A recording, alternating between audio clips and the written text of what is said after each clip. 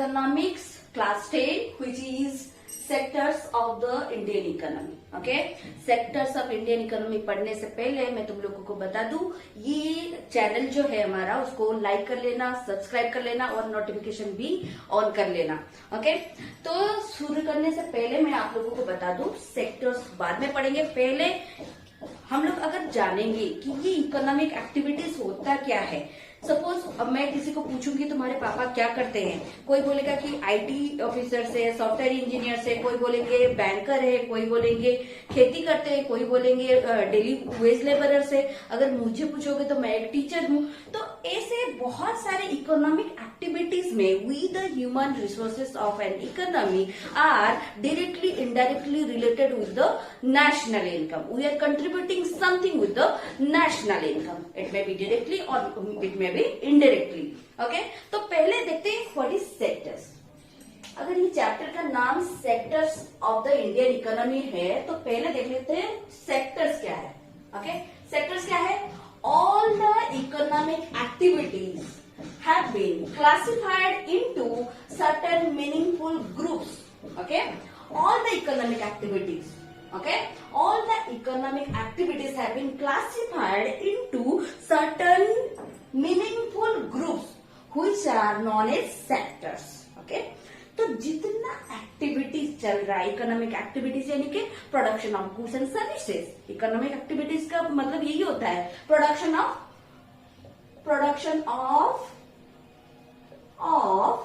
Goods and services.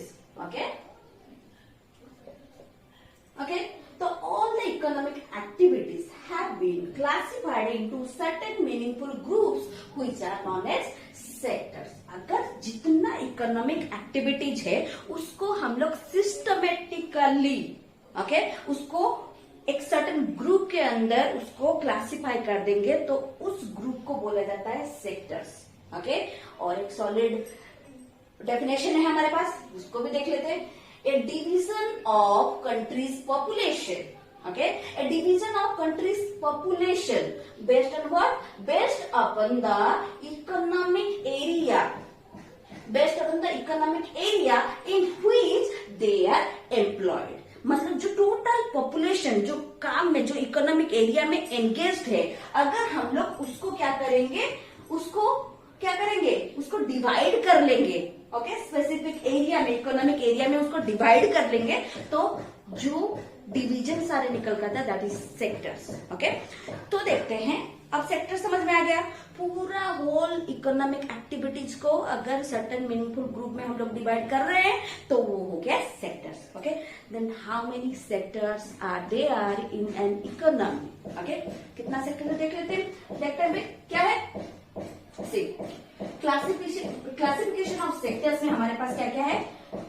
Primary, secondary and tertiary, 3 sector है. तो बात करते हैं पहले प्राइमरी सेक्टर से शुरू करते हैं सिस्टमेटिकली. तो प्राइमरी सेक्टर जो है वो क्या है? Production of goods by exploiting और कलेक्टिंग नेचुरल रिसोर्सेस.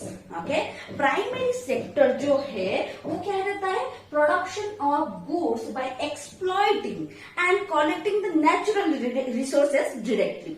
ओके, उसको हम लोग प्राइमरी सेक्टर बोलते हैं. Okay, it is also non as agricultural sector. इसको एग्रीकल्चर सेक्टर भी बोला जाता है और it is also named as primary. इसका नाम प्राइमरी क्यों हुआ?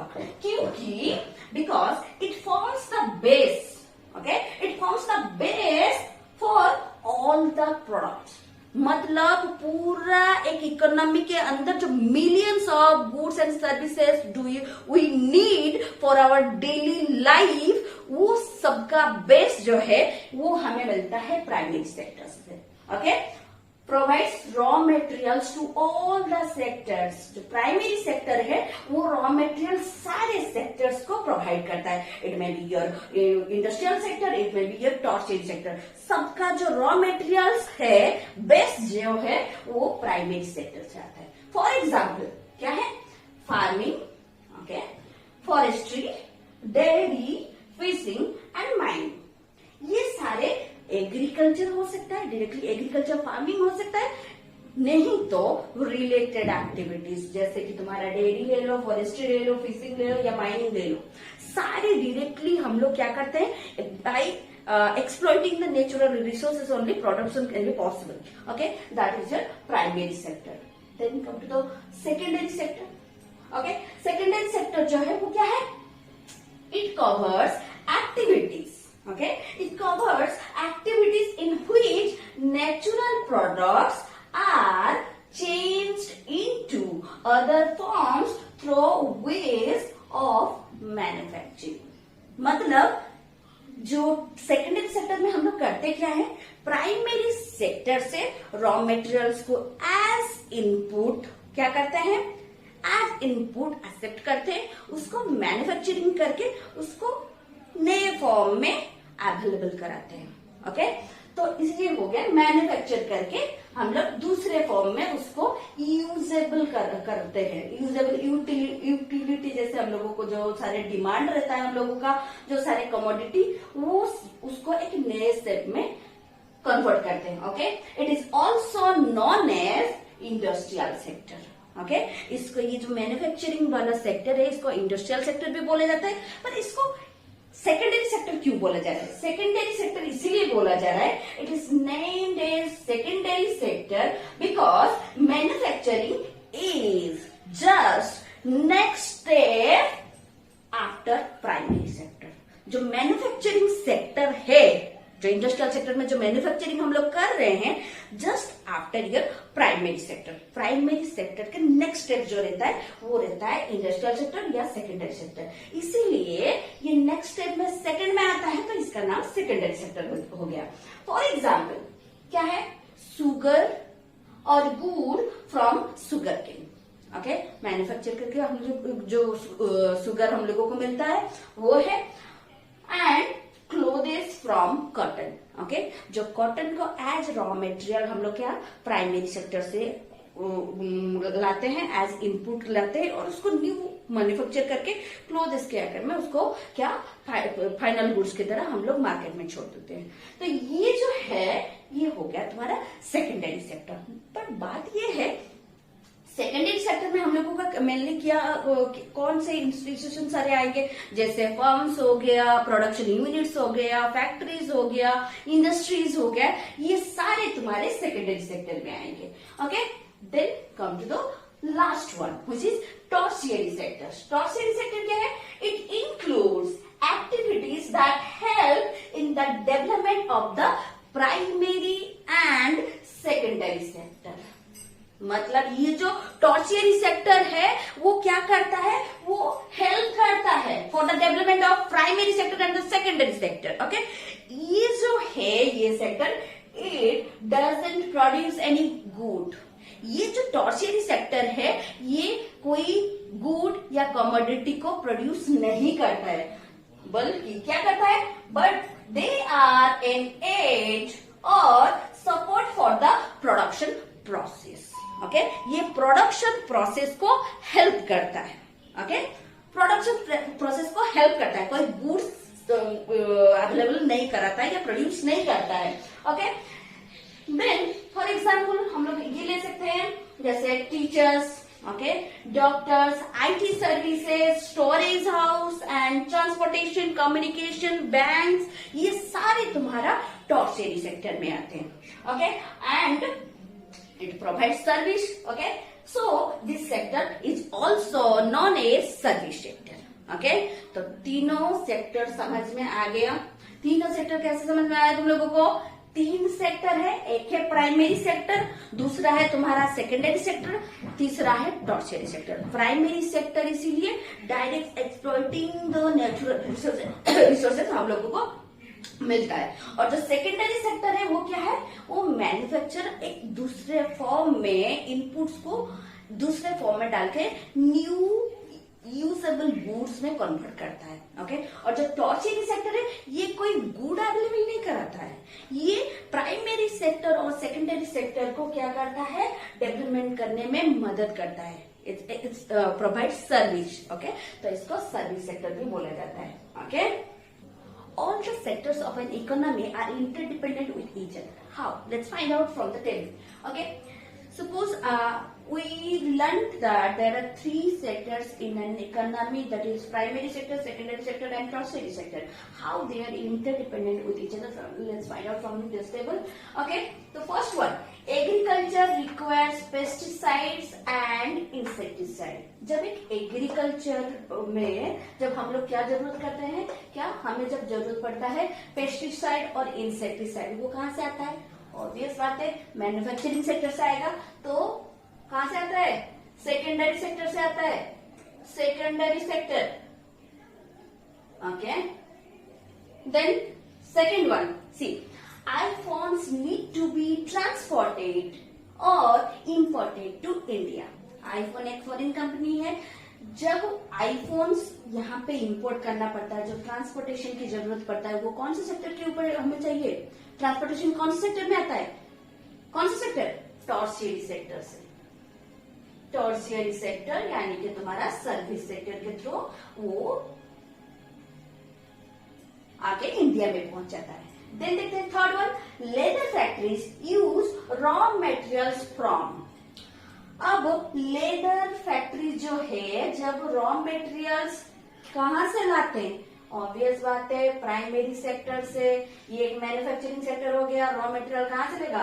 प्राइमरी यानी कि एनिमल हस्बेंड्री से उसको मिलेगा, प्राइमरी सेक्टर।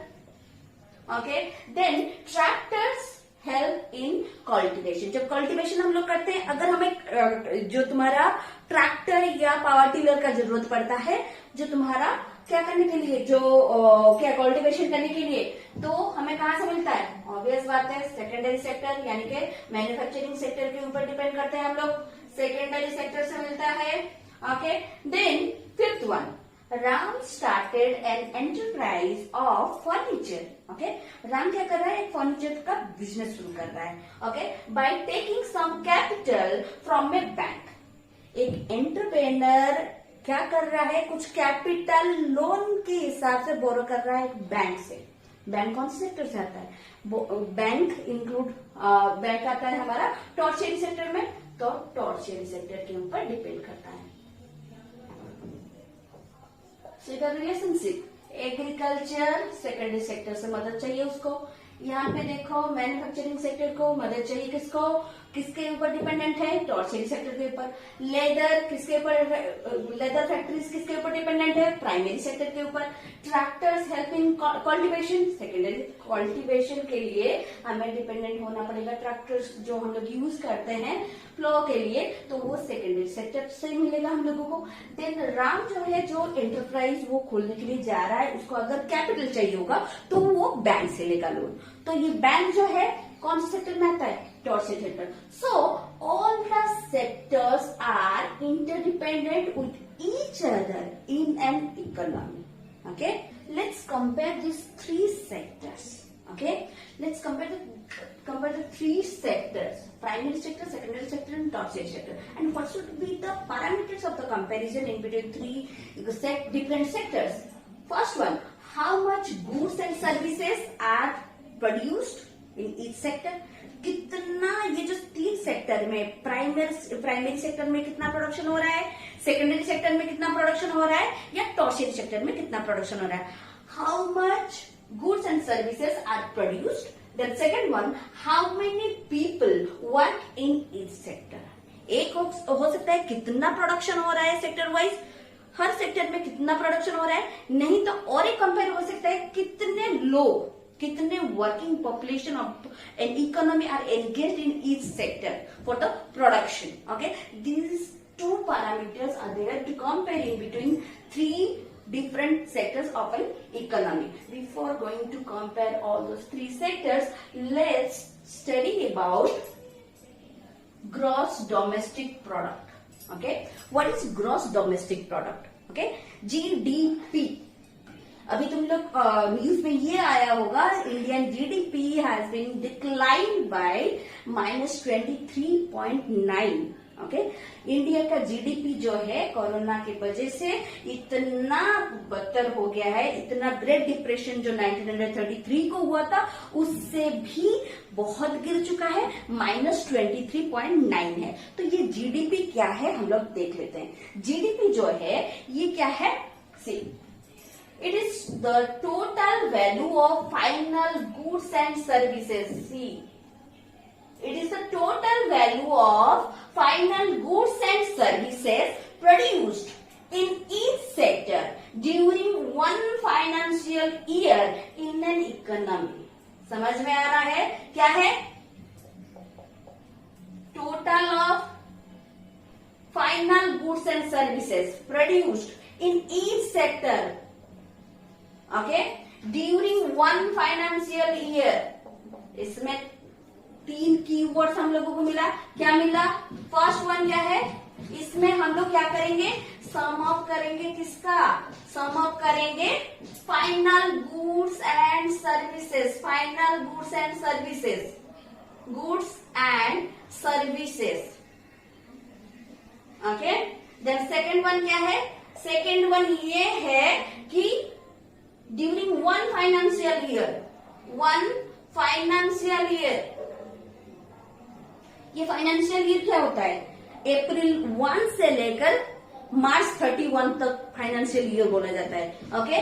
तो ये जो फाइनेंशियल ईयर चल रहा है हम लोगों का 2020 टू 2021. ओके. मार्च 31 तक हम लोगों का चलेगा. तो एक साल के अंदर जितना final goods and services each sector से आ रहा है. Each sector. और एक क्या चला गया? Each sector. Okay. Each sector से जितना प्रोडक्शन हो रहा है हम लोगों का, अगर सबका सम हम लोग निकाल देंगे तो हमें मिल जाएगा क्या? जीडीपी. ओके. और एक चीज रह गया, what is this? Domestic. Okay. Domestic का मतलब ये रहता है, domestic in the sense produced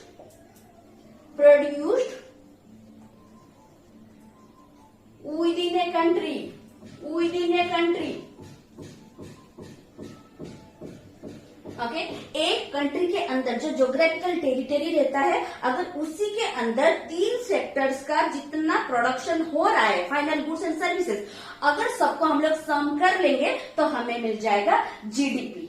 इसीलिए बोला जाता है डोमेस्टिक. इसमें जो हमारा जो एब्रॉड से इनकम रहता है उसको इंक्लूड नहीं किया जाता है, इसीलिए इसको ग्रॉस डोमेस्टिक प्रोडक्ट बोला जाता है. तो आया समझ में? जीडीपी का मतलब क्या रहता है? It is total value of final goods and services produced from all the sectors.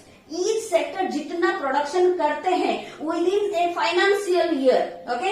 एक फाइनेंशियल ईयर के अंदर अगर एक इकोनॉमी के अंदर जितना प्रोडक्शन हो रहा है एग्रीकल्चर सेक्टर से, चाहे इंडस्ट्रियल सेक्टर से, चाहे तुम्हारा टर्शियरी सेक्टर से, जितना प्रोडक्शन हो रहा है अगर उसको सम अप कर लेंगे तो हमें मिल जाएगा जीडीपी. ओके. ओके. तो जीडीपी में हम लोगों को ये पता चला कि सारी जो सेक्टर्स है उसका फाइनल गुड्स एंड सर्विसेज को अगर हम लोग सम टोटल कर लेते हैं तो हम लोगों को जीडीपी मिल जाएगा, ग्रॉस डोमेस्टिक प्रोडक्ट. ओके. इसमें जो एक्सटर्नल अर्निंग रहता है हम लोगों का अब्रॉड से, net factor income from abroad, ये सारे इंक्लूड नहीं रहता है. तो how to calculate GDP in an economy? Economy के अंदर हम लोग जीडीपी को कैलकुलेट कैसे करेंगे? Let's find out. कैसे करेंगे? सी, क्या लिखा गया था? फाइनल गुड्स एंड सर्विसेज को ही ऐड करेंगे. ओके. तो let's find out final goods and services ये क्या होता है. Suppose there is an example over here. Okay. Suppose ये सारे जो वर्कर्स है ये इकोनॉमिक एजेंट है, चाहे फार्मर हो, व्हीट मिलर हो या बिस्किट इंडस्ट्रीज वाले हो. ओके. ये एग्जाम्पल में हम लोग ये लिए हैं और ये सारे उन लोगों का आउटपुट है. फार्मर का जो है, जो व्हीट ग्रोन कर रहा है, वो उसका जो आउटपुट है फाइनल गुड्स एंड सर्विसेज है वो क्या है? व्हीट है. जो व्हीट मिलर है उसका है फ्लोर. ओके. और जो बिस्किट इंडस्ट्री है उसका आउटपुट है बिस्किट. ओके. सपोज फार्मर ने क्या किया? फार्मर ने व्हीट प्रोडक्शन किया. सपोज पर क्विंटल 1 क्विंटल उसने व्हीट प्रोडक्शन किया और मार्केट में उसने अवेलेबल कराया जिसका प्राइस है 500 रुपए. ओके. 500 रुपए में 1 क्विंटल व्हीट वो मार्केट में अवेलेबल कराया. ओके. तो इकोनॉमी में कितना वैल्यू एडेड होता है? 500. ओके. और जो व्हीट मिलर सारे हैं, ओके, जो फ्लोर मेकिंग में जो फ्लोर मिलर रहते हैं वो क्या किया? एज इनपुट उसने व्हीट को ही रॉ मटेरियल की तरह यूज किया. ओके. उसी रॉ मटेरियल को उसने क्या किया? वो मशीन में उसको फ्लोर में कन्वर्ट कर दिया और उसको सेम 1 क्विंटल फ्लोर को उसने मार्केट में अवेलेबल कराया 700 रुपीज में। 1 क्विंटल फ्लोर को 700 में अवेलेबल कराया। ओके, तो थिंक अबाउट दिस। ये जो इसका जो आउटपुट था व्हीट ऑलरेडी इकोनॉमी में इंक्लूडेड है, वैल्यू एडेड हो चुका है नेशनल इनकम में। ओके, तो हमारा जो ग्रॉस डोमेस्टिक प्रोडक्ट है उसमें ऑलरेडी हम लोग व्हीट का जो प्राइस है उसको इंक्लूड कर चुके हैं। नेक्स्ट जो आता है व्हीट मिलर का जो फ्लोर का प्राइस उसने मार्केट में अवेलेबल कराया कितने में, 700 में। यानी कि कितना वैल्यू ऐड किया, 200, क्योंकि 500 जो है फाइनल गुड्स किसका था, फार्मर का था, वो ऑलरेडी इंक्लूडेड है। तो इस जगह पे हम लोग यहाँ पे जो व्हीट को इसने एज इंटरमीडिएट गुड्स यूज किया। ओके, इसको बोला जाता है इंटरमीडिएट गुड्स। ओके, उसको हम लोग यूज नहीं करेंगे क्योंकि जो एक इंडस्ट्री का इंटरमीडिएट गुड्स रहता है वो ऑलरेडी किसी का फाइनल गुड्स है, तो डबल काउंटिंग हो जाएगा। तो to avoid the double counting okay from GDP हम लोगों को करना क्या है, कितना नेट वैल्यू एडेड होता है उसको देख लेते हैं। तो इसका प्राइस था 500। ओके, फ्लोर का प्राइस कितना अवेलेबल कर रहा है वो 700। 500 में खरीदा, फिर 700 में बेच रहा है, कितना नेट वैल्यू एडेड हुआ 200। तो ये देखो 200 नेट वैल्यू कितना ऐड किए 200। देन आते हैं थर्ड पॉइंट पे, जो बिस्किट इंडस्ट्री वाले हैं। बिस्किट इंडस्ट्री वालों का जो आउटपुट यानी कि जो फाइनल गुड्स है वो क्या है, बिस्किट मार्केट में अवेलेबल कराता है। वही सेम बिस्किट इंडस्ट्री वाले वही फ्लोर को एज इंटरमीडिएट गुड्स क्या किए हैं, एज इंटरमीडिएट गुड्स वो यूज किया है, इंटरमीडिएट गुड्स की तरह इसको यूज किया है। ओके, तो यहाँ पे क्या होता है, सेम इंटरमीडिएट गुड्स कितना 700 में ये खरीदा है। 700 में खरीदने के बाद वो बिस्किट में जब कन्वर्ट करके मार्केट में वो अवेलेबल कर रहा है बिस्किट। ओके, उसको कितने में बेच रहा है 1000 रुपीज में। ओके, क्या हम लोग यहाँ पे पूरा 1000 को इंक्लूड करेंगे, 1000 में ऑलरेडी इंटरमीडिएट गुड्स बहुत सारे हैं। ओके, तो हम लोग कितना देखेंगे, नेट वैल्यू एडेड कितना हो रहा है, यानी कि 700 में वो इंटरमीडिएट गुड्स खरीदा था।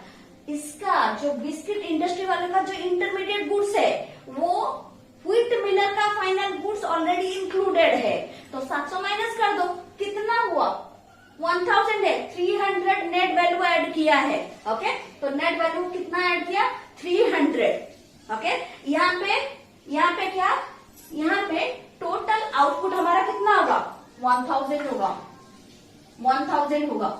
ओके, टोटल आउटपुट हम लोगों का कितना आएगा, टोटल आउटपुट विल बी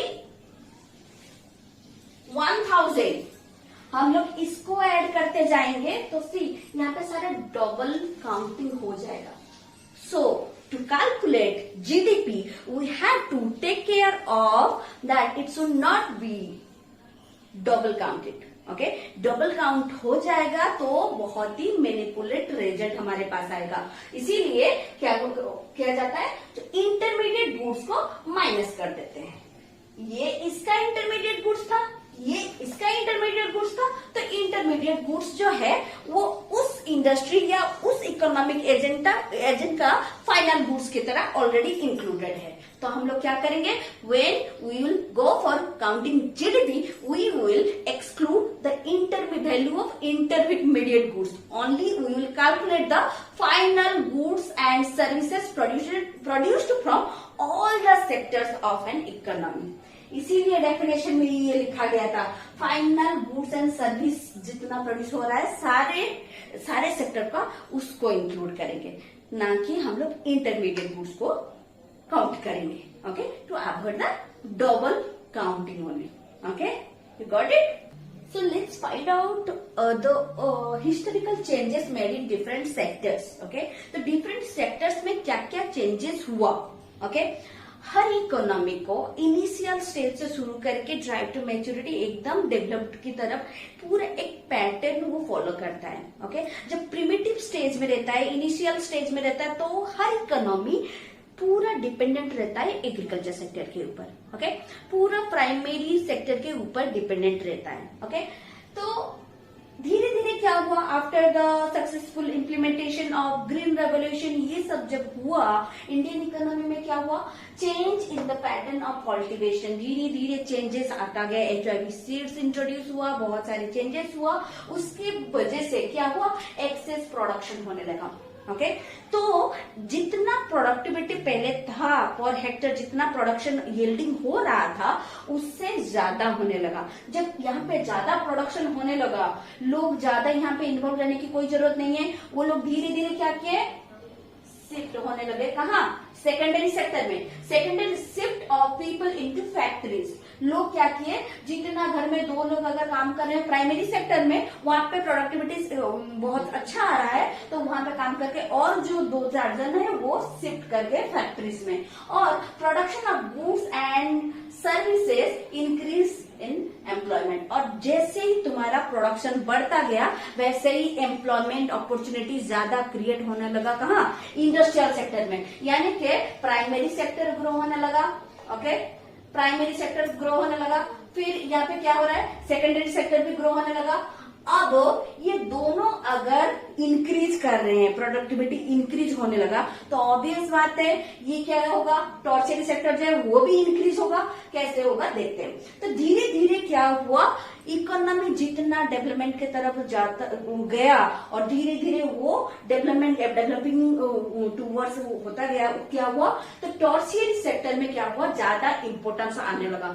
तो यहाँ पे एक क्वेश्चन देख लेते हैं, ये एग्जाम में आने वाला क्वेश्चन है एकदम से, rising importance of the tertiary sector. Tertiary sector में धीरे धीरे हम लोग कैसे इतना फोकस करने लगे, ज्यादा से ज्यादा एम्प्लॉयमेंट तुम्हारे ये जो टॉर्शियरी सेक्टर में कैसे होने लगा। What are the reasons behind the rising importance of the tertiary sector. First one क्या है, several services. Okay, government has to take the responsibility for the provision of services. Several services like basic services are there, जैसे तुम्हारा ले लो police protection ले लो, defence services ले लो, railway ले लो, education ले लो, health ले लो, ये सारे गवर्नमेंट को ये प्रोविजन कराना ही है, ये उसका जिम्मेदारी है, रेस्पॉन्सिबिलिटी है। तो ये धीरे धीरे लोग जितना डेवलपमेंट होते गए उतना ज्यादा डिमांड करने लगे। तो ये हो गया एक reason, several basic services are need to be provided by the government only. Okay, then second में आते हैं, development of both primary sector and secondary sector leads to the development of service sector. जब दोनों sector grow कर रहे हैं, primary भी अपना जो सारे HIV सीड्स और successful implementation of your green revolution होने लगा, प्रोडक्टिविटी धीरे धीरे बढ़ने लगा, यहाँ पे भी इंक्रीमेंट हो रहा है।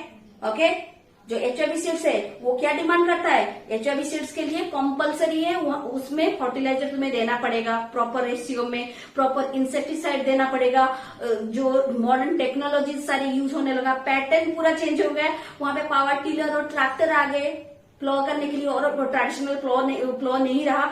तो इस सब की वजह से ये जो प्रोडक्शन हुआ, और ये जो ट्रैक्टर पावर टिलर ये कहाँ से आएगा, अल्टीमेटली यहाँ पे ज्यादा डेवलपमेंट होने लगा।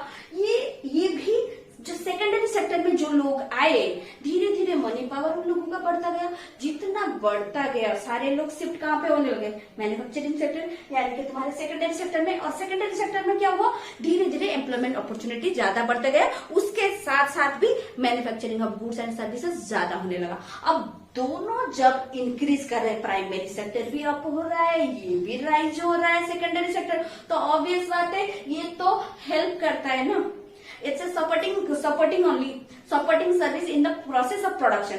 ये सपोर्टिंग सर्विस वाले तो ऑब्वियसली ये दोनों जब इंक्रीज हो रहे हैं तो ये ऑब्वियसली इंक्रीज होगा।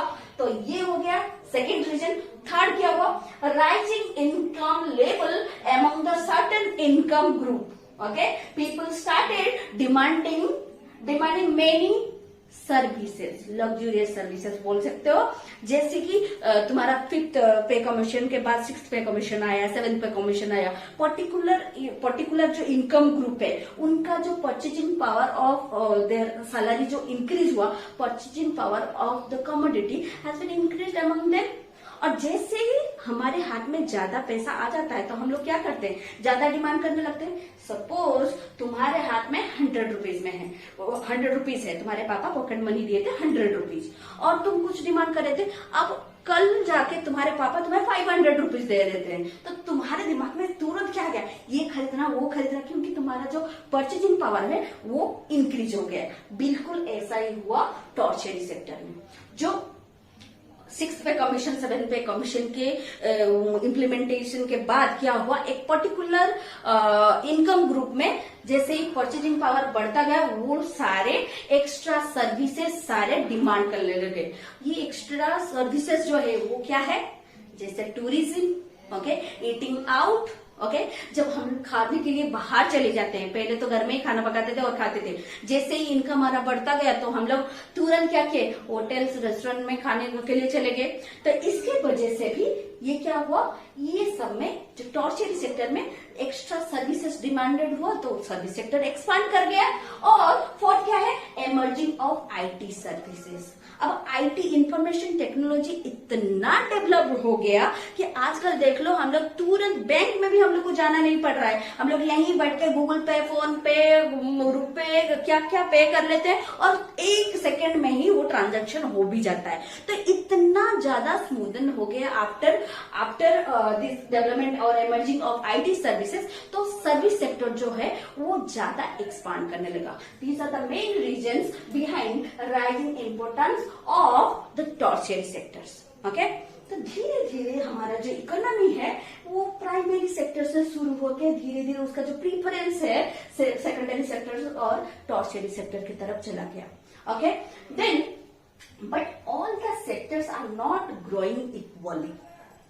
प्रॉब्लम यहाँ पे क्या है, यहाँ पे भी इंक्रीमेंट हो रहा है, ओके, यहाँ पे भी इंक्रीमेंट हो रहा है, तुम्हारा जो प्राइमरी सेक्टर में भी इंक्रीमेंट हो रहा था, ओके, मॉडर्न टेक्नोलॉजी जैसे ही आ गया, और यहाँ पे भी इंक्रीज हो रहा था और यहाँ पे भी इंक्रीज हो रहा था। बट हुआ क्या, सर्विस सेक्टर यानी कि टॉर्शियरी सेक्टर में जो तुम्हारा जो राइजिंग इंपोर्टेंस है वो बहुत ज्यादा हो गया, नॉट इक्वली। अगर यहाँ पे 10% हो रहा है, यहाँ पे 15% हो रहा है, तो यहाँ पे 80% होने लगा। Okay, so but all the sectors are not growing equally. यहाँ पे प्रॉब्लम शुरू हुआ। तो let's see, there are many diagrams are there, we will find out the distribution of employment and all. Let's find out.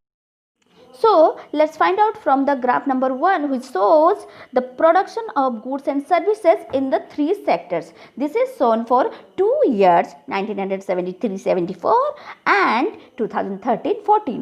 You can see how the total production has grown over the 40 years. In the year 1973-74, GDP was only 50 lakhs crore with highest share of primary sector. But in the year 2013 and 14, the GDP has increased to 55 lakhs crores and highest contribution made by the tertiary sector. According to World Bank report of 2014-15, agricultural sector contributes 17% in GDP, industrial sector contributes 30% in GDP, and service sector contributes 53% in GDP in India. Now, let's find out from the graph 3, which shows the share of employment in the 3 sectors in 1972-73 and 2011-12. In the year 1972-73, 15% of the population were engaged in tertiary sector, that has been increased to 27%, and in industrial sector, 11% of the population were engaged, and now it has been increased to 24%. But in case of your primary sector, 74% of the population were engaged in agriculture in the year 1972 and 73, and that is still high in the year 2011-12, which is 49% of the population are engaged in agriculture only. The primary sector continues to be the largest employer even now. Now, the question arises, where 49% of the population are engaged in agriculture, but they are contributing the least in GDP. Does this mean that workers in agriculture are not producing as much they could? The answer is existence of underemployment or disguised unemployment. What is this disguised unemployment? This is a situation where people are apparently working or seem to be working, but all of them are made to work less than their potential. It means even if we remove a lot of people from work, the production will not suffer at any way. In short, marginal productivity of these laborers are zero. Those are called disguised unemployment or underemployment. What is the difference between unemployment and disguised unemployment? In case of your unemployment, they don't have any job. They are not in job. But in case of disguised unemployment, they seem to be working, but their marginal productivity is zero. That's it. तो ये वाले video में हम लोग इतना तक ही पढ़ेंगे. In the next video of chapter 2, we will discuss about how to create job opportunities and organized sector and unorganized sectors, private sector and MGNRHA programs and all. आज के लिए इतना ही. आशा करती हूँ तुम लोग समझ रहे हो. जो भी नहीं समझ पा रहे हो मेरे कमेंट सेक्शन में ज़रूर कमेंट कर देना. वहाँ पे डाउट लिख देना. I will take your doubts one day and सब डाउट को क्लियर करूँगी. डाउट क्लियर क्लासेस एक रखेंगे. और लाइक करना, सब्सक्राइब करने के लिए मत भूलना. नोटिफिकेशन के लिए बेल आइकन को ऑन कर देना. Thank you.